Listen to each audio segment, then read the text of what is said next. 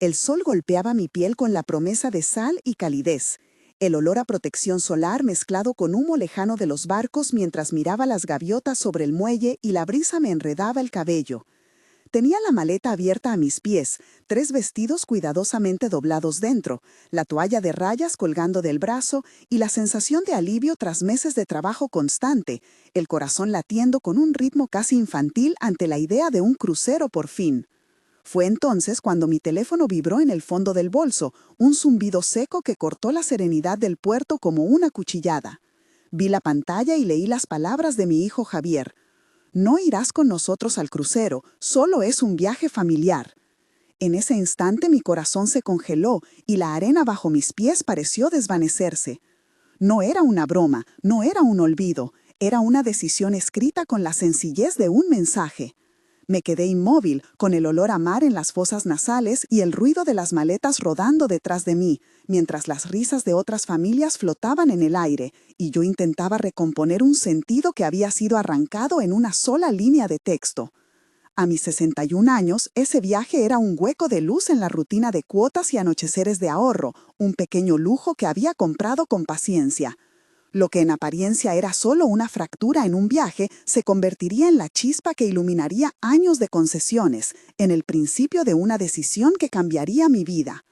Antes de seguir, si aún no estás suscrito a este canal, suscríbete y cuéntame desde dónde nos ves en los comentarios. Ahora vuelve conmigo, porque aquello en el muelle no fue solo una exclusión, fue un espejo que me obligó a mirar el valor que me habían dado dentro de mi propia familia. ¿Qué hice después? Te lo contaré paso a paso, y si te quedas hasta el final, verás cómo la dignidad puede nacer de una palabra fría. Volví a casa con las manos vacías de la ilusión y el bolso lleno de telas que ahora pesaban como recuerdos. El taxi olía a cuero caliente y a un ambientador de limón. La ciudad pasaba por la ventana con su mosaico de fachadas y conversaciones ajenas. En la parada final me bajé sintiendo que la casa, esa casa que había comprado con los años, me recibía como un lugar que era a la vez refugio y prueba. Recuerdo el golpe en mis entrañas al abrir la puerta, el silencio, el eco del reloj, el olor a jabón de la colada que había dejado la tarde anterior y la luz que se filtraba por las cortinas creando franjas doradas en el suelo. Sentí una mezcla de rabia y tristeza que se traducía en una presión en la garganta. Pensé en Javier de niño, con sus rodillas laspadas, en las noches que pasé en Vela cuando estuvo enfermo, en las llamadas nocturnas para pedir consejos, en los años que trabajé horas extra para ayudarle a pagar la fianza de su primer piso, en las veces que fui quien cuidó de la casa mientras ellos viajaban. Todo eso se agolpó y formó una película rápida en mi cabeza. Sacrificios, pequeñas renuncias, sobremesas largas donde escuché y no pedí nada a cambio. Aquella tarde la casa me resultó extrañamente ajena y a la vez más mía que nunca, porque comprendí que la propiedad no era solo ladrillo sino posibilidad. Cerré la puerta y apoyé la frente contra la madera, oliendo la mezcla de café frío y madera encerada, escuchando el zumbido lejano de una aspiradora en el bloque de al lado, y supe que no podía quedarme inmóvil. Esa sensación de abandono, de ser reemplazada por una decisión que cabía en 4 palabras, me obligó a volver a mirar los papeles que había guardado en la carpeta azul de la estantería. Abrí la carpeta con manos temblorosas y encontré la escritura de la casa, la hipoteca saldada hace años, el contrato de compraventa donde constaba mi nombre como compradora, y los recibos de pagos que había guardado como si fueran medallas. El olor del papel viejo y del bolígrafo, el tacto áspero de la tinta en el documento y el ruido de la página al pasar me acompañaron mientras revisaba cada sello y cada firma. Fue entonces cuando la realidad se volvió tangible. No era solo una sensación de injusticia, había pruebas. Llamé a mi amiga Ana para ordenar las ideas y le expliqué con voz cortada todo lo que había pasado. Ana, que olía a colonia de lavanda por el abrigo, me dijo que aquel era un papel sólido, que no podía ignorarlo, que la decisión de excluirme del crucero no podía borrar lo que era mío en la escritura. Fue ella quien me recomendó hablar con un abogado. Había nombres que giraron en mi cabeza. Alejandro, un abogado que conocía de otros asuntos. Beatriz, la notaria que había inscrito la compra. Sonia, la agente inmobiliaria que me había acompañado la primera vez. También pensé en Miguel, amigo del barrio que me había enseñado a rellenar formularios. En Luisa, vecina que aún cosía botones como cuando éramos jóvenes. Y en Rosa, la cajera del supermercado, que siempre tenía una palabra para reconfortarme. Cada nombre era una cuerda a la que agarrarme. Sentí el papel entre dos dedos como si fuera una llave. En la consulta con el abogado Alejandro, en aquel despacho que olía a madera pulida y café recalentado, la conversación fue larga y en partes inesperadamente técnica, pero con frases claras que me devolvieron la sensación de posibilidad. Alejandro abrió la carpeta, miró los documentos con una lupa, tocó con pulso firme la escritura y dijo que había opciones reales. Me habló de derechos de propiedad, de la posibilidad de exigir cuentas por uso indebido del inmueble y de la vía de la adición-venta si así lo decidía. Recuerdo el sonido del reloj en la pared, marcando cada palabra, el crujido de la silla y el tinte de su bolígrafo al subrayar párrafos. Hubo términos que apenas entendí hasta que los tradujo a un lenguaje llano. Titularidad, escritura pública, inscripción registral, alcance de la hipoteca ya cancelada. Me explicó que podía presentar una reclamación si detectaba apropiación de beneficios o incluso impugnación de actos que demostraran mala fe. Su voz era a la vez prudente y alentadora. Me dijo que tenía derecho a decidir qué hacer con lo que era mío. Salí de allí con la sensación de que la acción era posible, con el aroma del vestíbulo impregnado en mis manos y con una serie de pasos claros en la cabeza.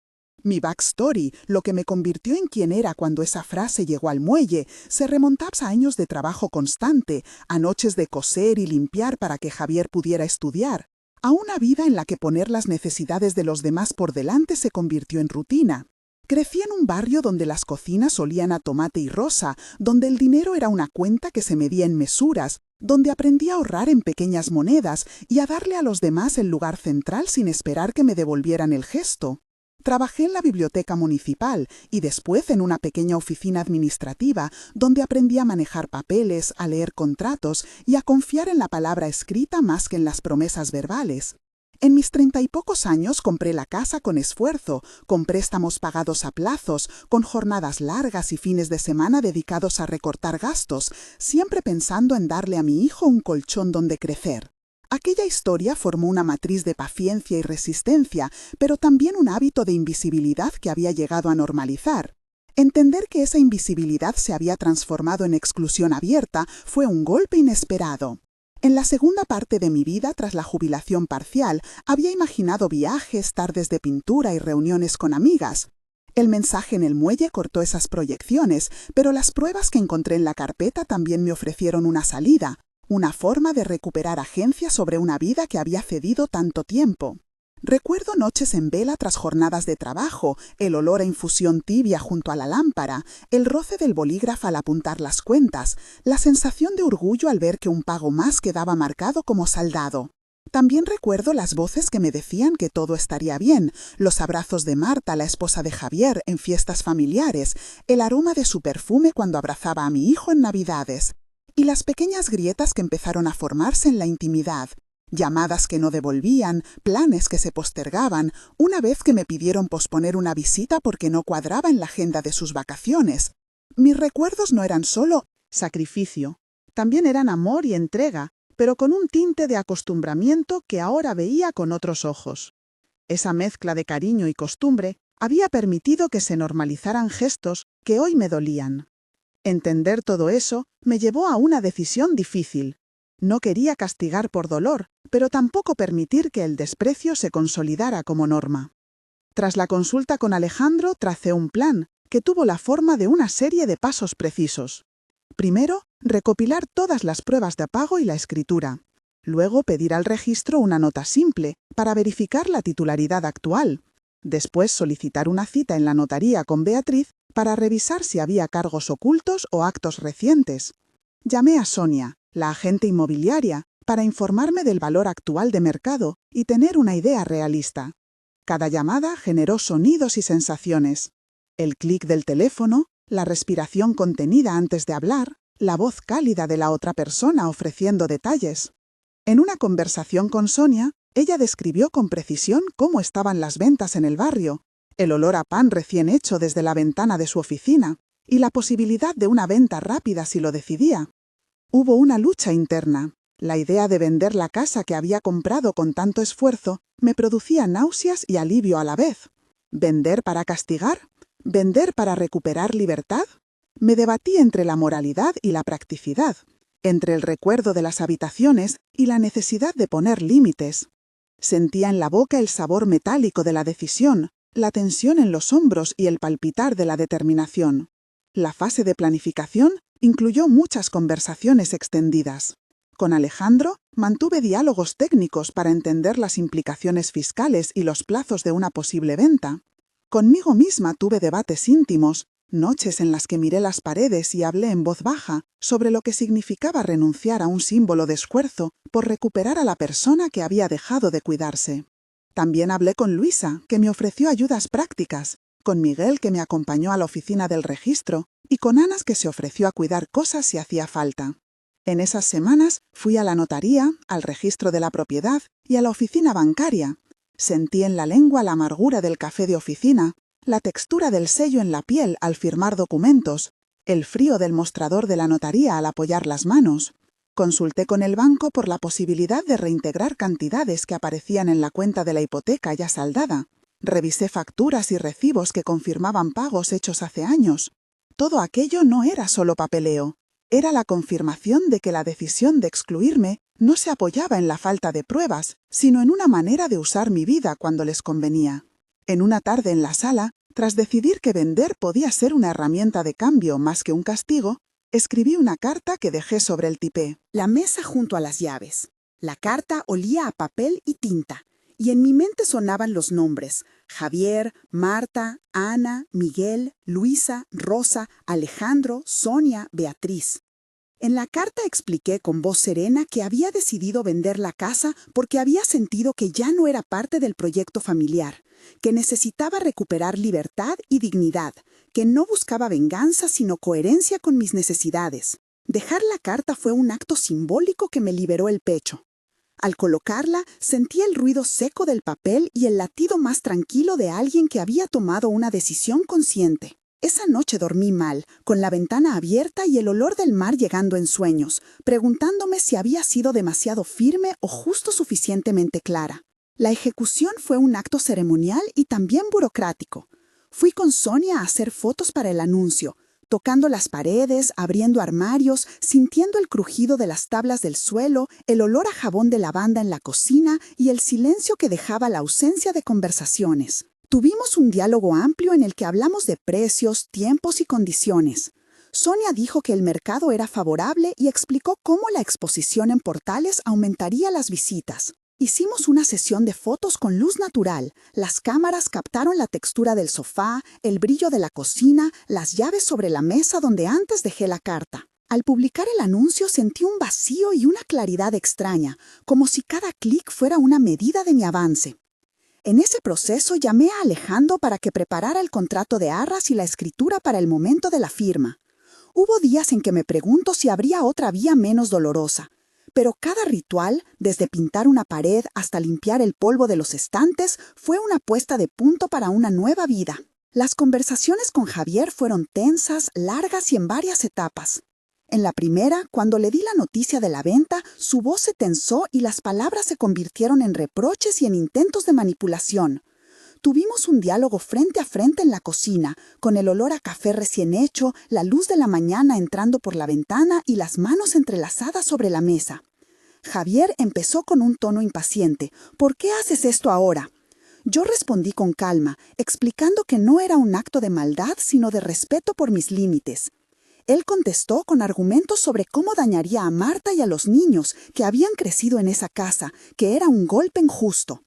Le dije que comprendía el apego, que no quería herir, pero que necesitaba priorizar mi dignidad. La discusión tuvo momentos de acusación y silencios cargados, el chisporroteo de una conversación que rozaba un precipicio. En una segunda conversación telefónica, después de que la casa ya estaba en el mercado, intercambiamos mensajes escritos que dejaron rastros, su culpabilización, mis explicaciones, sus promesas vagas de cambiar. En una tercera conversación, en la que estuvieron también Marta y Ana como mediadoras, hubo lágrimas, disculpas a medias y la sensación de que la relación quedaba fracturada, pero no necesariamente rota. En el centro de las confrontaciones se mostraron tácticas de manipulación emocionales por parte de Javier, recuerdos selectivos y acusaciones de ingratitud que buscaban revertir la responsabilidad hacia mí. Él hablaba de sacrificios pasados y de derechos morales como si la historia no incluyera mis noches en vela. Marta, cuando habló, lo hizo con voz templada pero firme, recordando momentos en que aceptó mi ayuda y otros en que tomó decisiones sin consultarme. En un momento, Javier me acusó de hacer un teatro, de montar una escena para llamar la atención. Respondí con una pregunta sencilla: ¿y qué otra forma tenía de poner límites si no se me escuchaba? En aquel intercambio noté cómo las palabras podían ser armas y suturas al mismo tiempo. Hubo un clímax de tensión en que él dijo que no volvería a hablar conmigo si continuaba, y yo, con el pulso acelerado, mantuve mi postura. No era un ultimátum, era una defensa de mi espacio.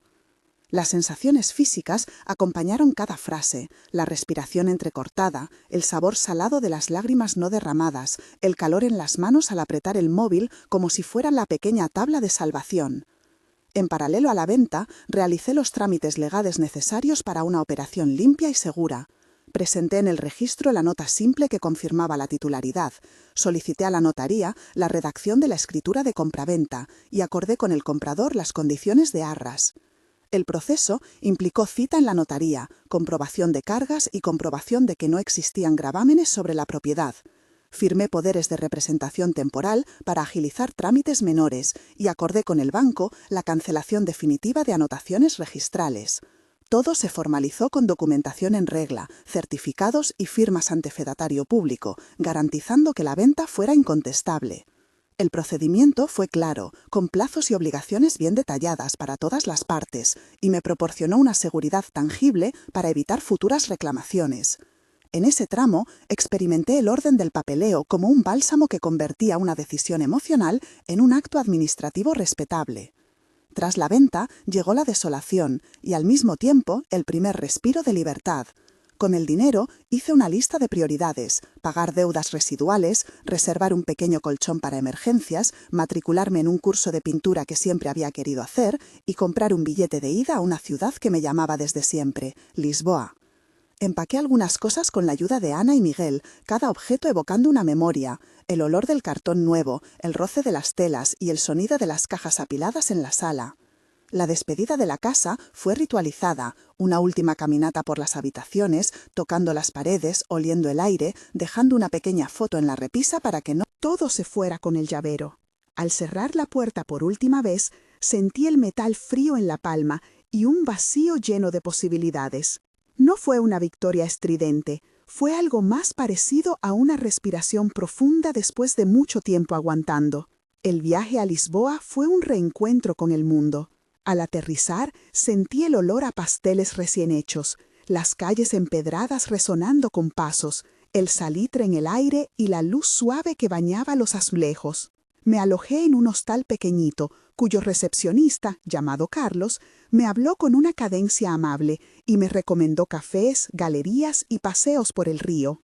En la primera semana me perdí deliberadamente por callejuelas. Noté el tacto rugoso de los muros, el murmullo lejano de portugués, el sonido de los tranvías y el aroma a bacalao en las tabernas. Inscribíme en una escuela de pintura, donde conocí a Rosa, una mujer que había vivido en varios países y olía a incienso, y a Miguel, un pintor local con manos manchadas de óleo que compartió técnicas y confidencias. Las clases olían a trementina, al aceite de linaza, a madera y a invierno cerca de una estufa. Pintar fue al principio torpe y después una liberación que me ayudó a narrar lo sucedido con color y forma. Aprendí que mis manos podían contar historias que las palabras habían dejado enmarañadas. Durante los meses siguientes, conocí a más personas que se convirtieron en una red de apoyo inesperada. Hablé con Teresa, una terapeuta, que me recomendó el doctor Ortega para sesiones de terapia familiar a distancia,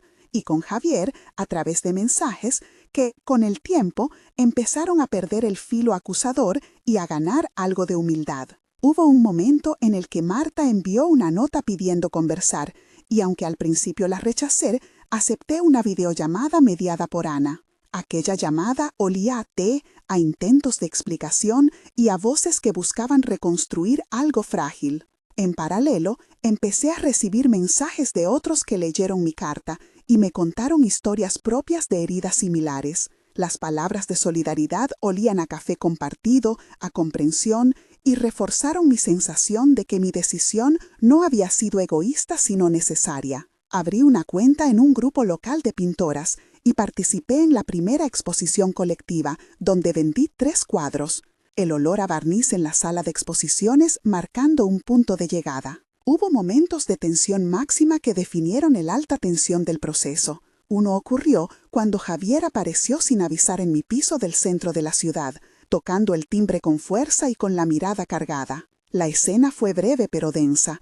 El sonido metálico del timbre, el palpitar del corazón, la luz fría del pasillo y el silencio de las paredes me envolvieron. Hablamos extensamente, con reproches y explicaciones, con lágrimas contenidas y gestos repetidos. En otro momento, la tensión se disparó cuando surgieron rumores en la familia sobre mi acta. Supuesta intención de castigar a los nietos. Recibí llamadas de antiguas vecinas con curiosidad malsana, sus voces como cuchillas.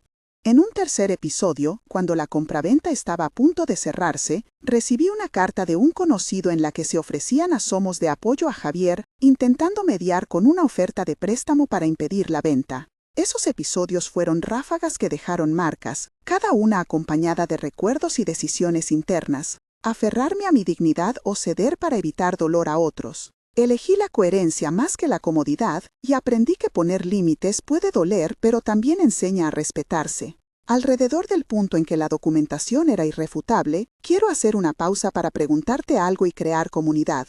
Si estuvieras en mi lugar, ¿qué sentirías en este momento? Si esta historia te toca, escribe en los comentarios una palabra o una frase corta que resuma tu reacción. ¿Rabia? ¿Alivio? ¿Confusión? ¿Orgullo? Cuenta también desde dónde nos ves. Compartir una palabra puede ayudar a alguien que ahora mismo se siente solo. Lee sin miedo. Muchas historias aquí han nacido de comentarios así. Si decides comentar, puede que tu experiencia inspire a otros o incluso nos empuje a hacer un video de seguimiento donde entrevisto a algunos de ustedes. Ahora, gracias por parar y escribir, volvamos a la historia. Lo que vino después no fue simple ni inmediato, pero fue el comienzo de una vida en la que aprendí a poner mi nombre de nuevo en primer lugar. Una vez vendida la casa, pagadas las deudas y con la tranquilidad de que el proceso legal estaba correcto, me instalé en un apartamento temporal cerca del río mientras hacía planes a medio plazo. Empecé terapia con el doctor Ortega recomendado por Teresa. En esas sesiones olía a té de menta, papel de consulta y la voz tranquila del terapeuta que me acompañaba a cuestionar patrones. Las sesiones fueron duras y sanadoras, hablando de límites, de códigos familiares, de la diferencia entre amar y renunciar a uno mismo. Paralelamente, hubo gestos de reconciliación tímidos por parte de Javier, mensajes pidiendo entender, llamadas intercaladas con silencios, observaciones que mostraban una autoinspección tardía. No todo fue lineal, hubo retrocesos y avances, ejercicios de empatía y tardes en que el orgullo nos separaba.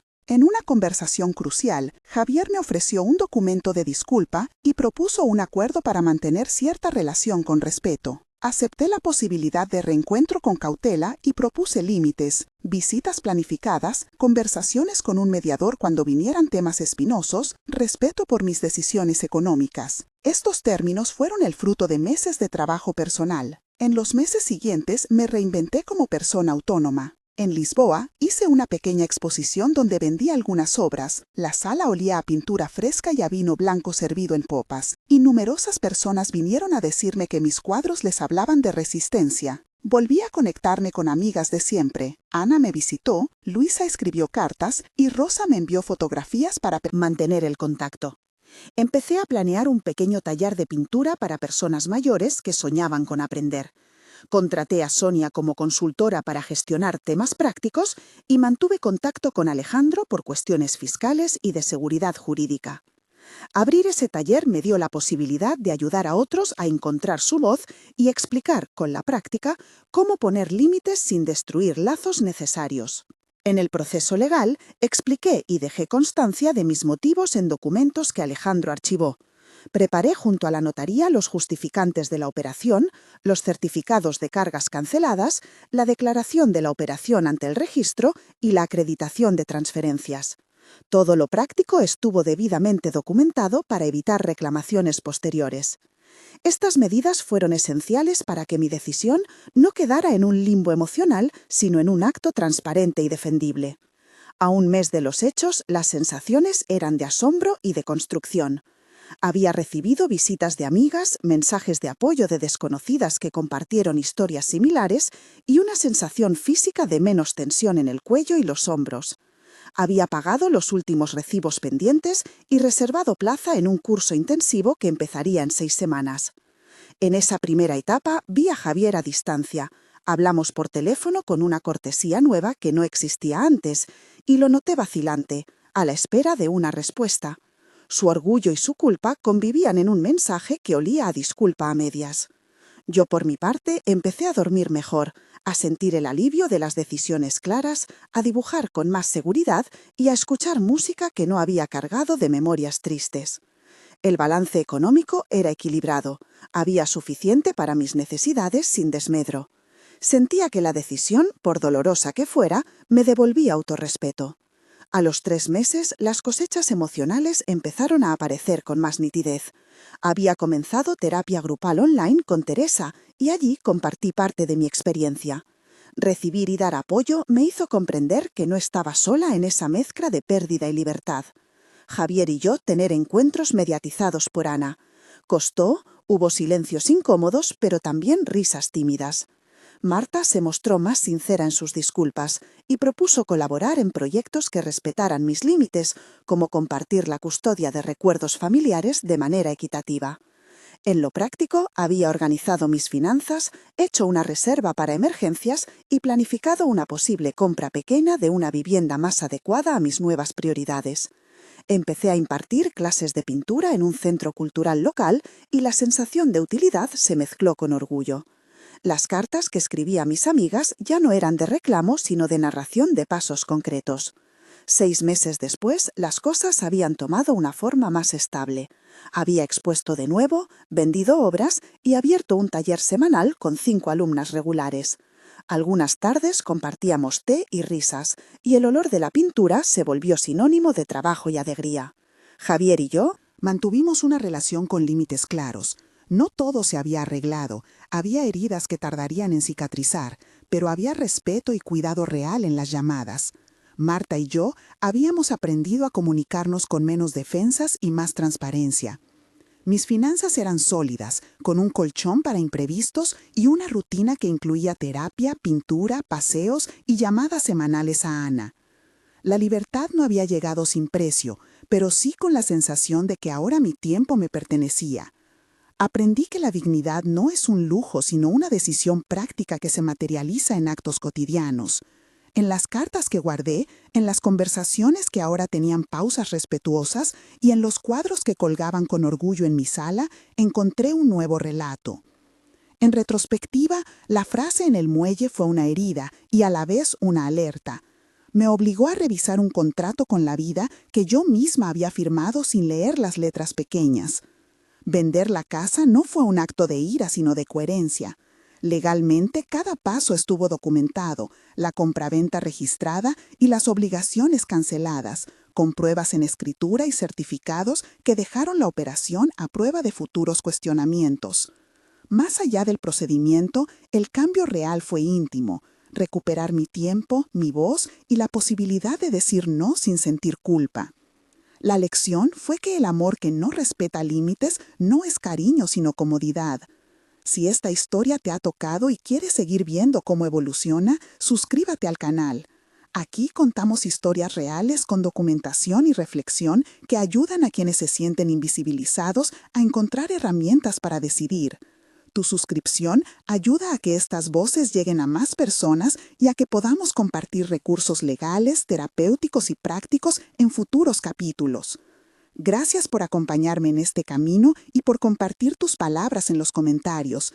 Cada una es un paso hacia la comunidad que queremos construir. Recuerda que poner límites es un acto de amor por uno mismo y que la dignidad, cuando se descubre tarde, puede ser el mejor regalo que te haces.